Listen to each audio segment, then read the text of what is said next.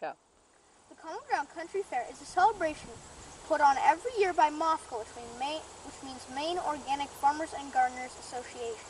At the Common Ground Fair, there are lots of organic and natural food vendors, crafters, and music. These are some of the people who I interviewed at the Common Ground Fair. Hi, my name is Nikki B, and I'm the newest member of the Beehive Design Collection.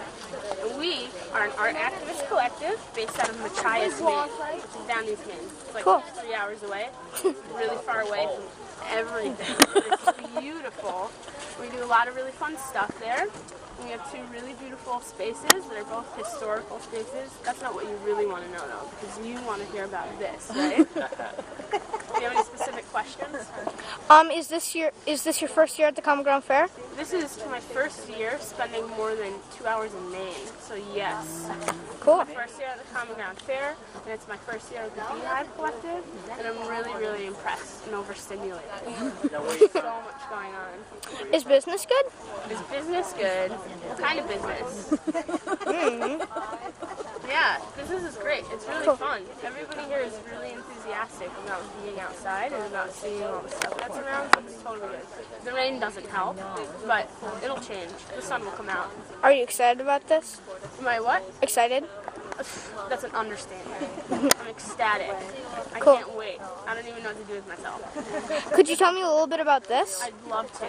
So this is our newest graphic, and all of our graphics are what are called anti-copyright. So we print them in black and white, so they're accessible to everybody. Anybody who wants one can get one. And if they take them and they make copies of them, which they can do because they're in black and white, we would love it. You don't get that a lot with art these days, right? So this is the newest one, and we just released it in July, and it's called The True Cost of Coal, and it's about mountaintop removal coal mining in the Appalachian region of the country. So because of this new process of what's called strip mining, all of these communities in Appalachia are being destroyed, and their environment's being destroyed, and their water supply is being destroyed, and their community and community solidarity is really at risk. So this tries to tell the story about that. So this one's told in 5 chapters, okay? So it's like if you look at 5 strips like that. And the first chapter over there is about the history of the land and how it first started out, and then as you move over, it's what's called the colonization of the land, when people moved in and started cutting down trees and mining a little bit differently, and there was a lot of fights over who could have access to the land and how. And then there's a lot of stories about what's called solidarity, community solidarity, and you can see people dancing over there. And then it talks about what's happening now with the way they destroy mountains, like destroying, it's like getting your birthday cake destroyed, and they scoop out the filling, which is coal. That's kind of what it's like. We can tell you about that more later. Sounds suckish. Right? That's a good word. And then, as you move over here, it talks about all the things that the people in the area and in cities around it are doing to resist that, okay? And then when we get to the very last chapter, this is what we see as a vision for the future, okay? Is all the animals back to normal? It's all, well, you know, I don't know what normal is anymore. I wouldn't say normal, but it's all the animals trying to do something differently, right? So they're planting gardens. You see they've got really cool gardens too. They've got them in bulldozers and in tires, and they're making their own radio stations, and they're powering everything by bike and solar power. And also, if you look way up there, you also have wind turbines right there. Good eye. Yep, wind turbines, so they can supply their own energy, right? And you have all the young birds who grew up there, who left, so they could try and make it big in the city, who are coming back, and they're all excited to live in their small towns in Appalachia. And you have all of these families who are coming together. There's 7 generations there. There's a lot to that. I'll tell you about it later. And they're all trying to support the system, right? Cool. And the secret that I wasn't supposed to tell you is that when you finish looking at the whole entire thing, it folds together. Cool. Like A to B folds out. There's this thing called Mad Magazine that used to do that. Yes. You know. Good. I'm so glad. Oh, and all the rest of the stuff in the middle disappears. It's 2 panels of... What else do you want to know? No? No questions? No, Nothing? sorry. Well, my mind's blank. I might come up with some later. But Awesome. I'll be here. cool. Probably. Thank you. Cool. You're welcome. Yep. Do I get to know your name? Can I start asking you questions?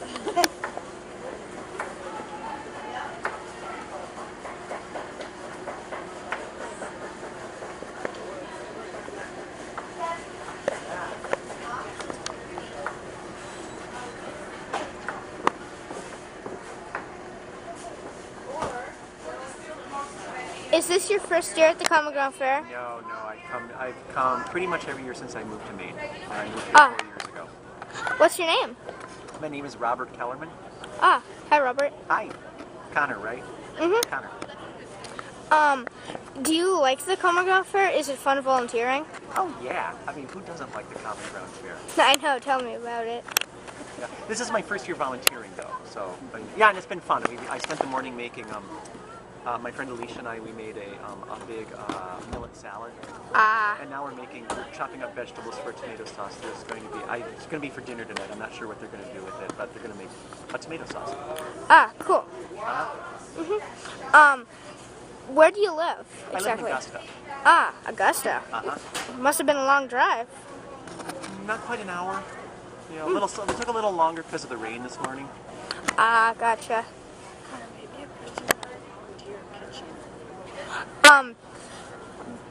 How does the volunteer kitchen work? Okay, you go in, and it's kind of chaos in the morning, frankly, because they're just coming off breakfast when they started about 8 o'clock. You meet the coordinator, and you say, okay, what needs doing? And she tells you, and then you gather your knives and your vegetables, and you go do it. And we moved out here, actually, because this morning the kitchen was really, really crowded, and we figured if we're just going to chop vegetables, there's no reason we need to be in there. Plus the fact that you're out here, you get to be a media celebrity a lot easier, right? So you must work really hard, huh? It's vegetable chopping. I mean, it's kind of, it's vegetable chopping for lots of people. So it's not like at home, like chop an onion and you put that in a pasta sauce or something. It's like here you're going to be feeding crowds. So it's like being in the army, peeling potatoes. Yeah. Thanks for letting me interview you. What's your name? My name is Lacey Goodrich. Hi, Lacey. Is this your first year at the Common Ground Fair? This is my first year at the Common Ground Fair. Are you? Has it been good? Seeing that it's Friday morning and it was raining out, I think I am doing very well at this particular fair. Where do you live? I live in Portland, Maine. Cool. Yep. What do you do?